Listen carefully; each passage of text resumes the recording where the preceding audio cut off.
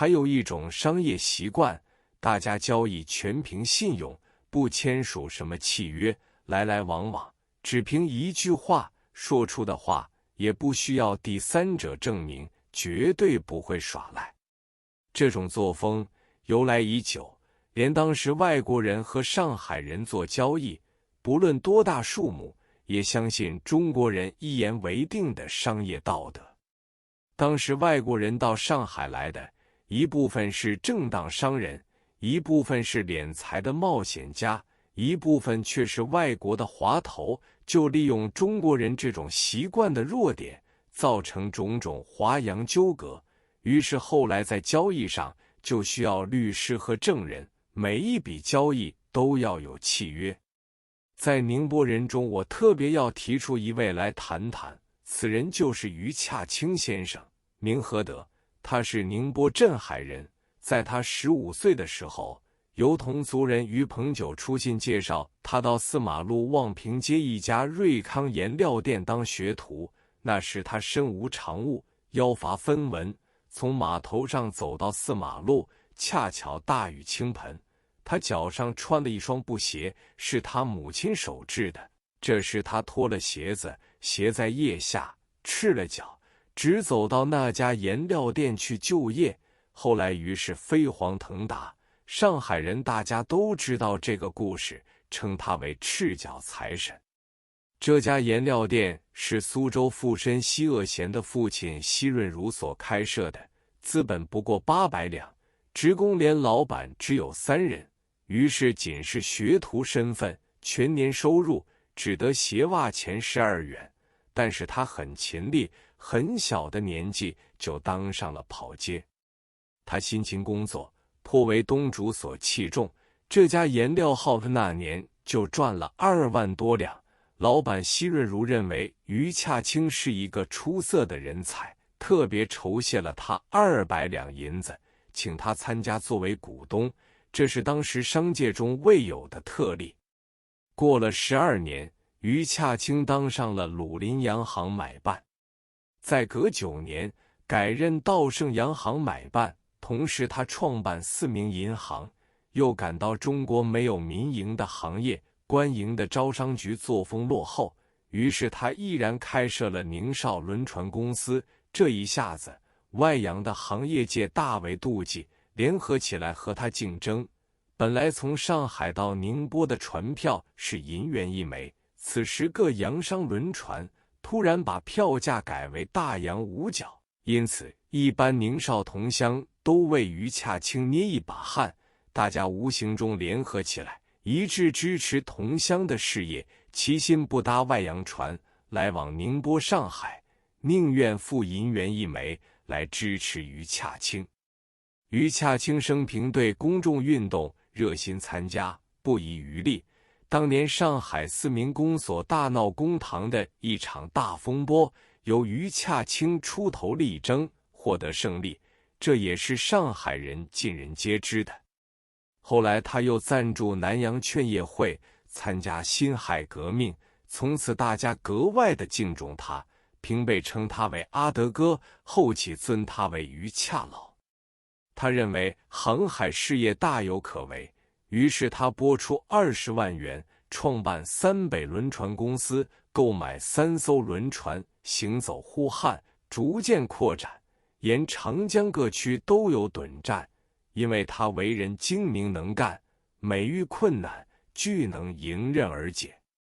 后来三北公司旗下的轮船增至32艘，吨位达到4万余吨。同时他又代理宁兴、新宁兴等轮船7艘，游船5艘，成为中国最早的一个行业大王。他颇重桑梓之意，所以他属下的职员都是三北人、舟山人。影响所及，外洋轮船的从业员也是舟山人居多。现在常来香港有一艘铁航公司的极大外洋船，就以舟山号为名。如今全世界共有7位船大王，希腊占3人，美国占2人，中国也占到2人之多。一位姓董是定海籍，及舟山，一位姓包，是银县籍，都属浙江宁波人，拥有船只吨数，虽远超于前，但是这种事业或多或少与于洽清当年创下的宁波系有关。在我行医时期，有一位方小姐，常常在中午时间陪我到航运俱乐部去诊视于洽老的小毛病，久而久之成为乡人。我每次到航运俱乐部去，总见到不少莺莺燕燕在旁服侍他。他有午睡习惯，见他身体强健，精力过人，所以患的病都是微不足道。于洽老为人也很风趣，特别是在3杯落肚之后，更是妙语如珠。记得他有2句最令人捧腹绝倒的话：梅兰竹菊多细撇，4书5经莫乱抛。这2句话，一句是谈话里，一句是教人珍惜书本，原是很文雅的，可是一经他用宁波乡音读出来，就大大的笑煞人了。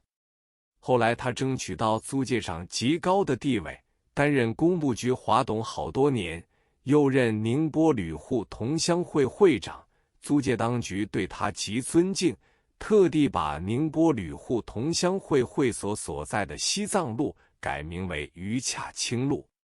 法租界也有一条短短的路，叫做珠宝三路，是纪念华人珠宝三的。珠宝三是定海东乡北禅村人，他刻苦耐劳，到上海做罐头食品号学徒，后来结识叶承忠，一爱其才能，助其成为五金业领袖。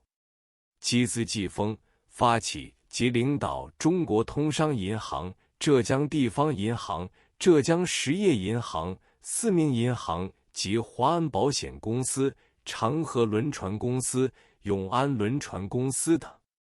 对社会公益的事也极出力。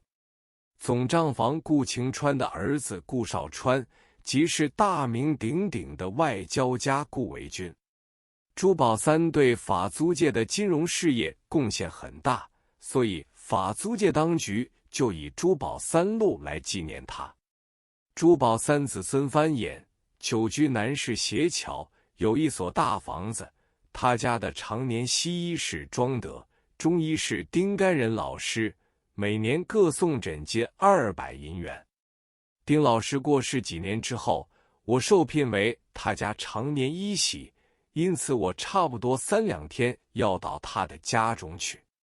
这座房子很大，门前有一幅大草地，设有秋千架，医生一到，仆人就把悬挂在廊下的一只铜钟当当当连打几下。他有5房子席，孙儿孙女不少。这批人看完病之后，还有拥仆车夫等候着看病。朱师爷每年致送诊皆200银元之巨，但是珠宝三本人，我却始终没有见过一面。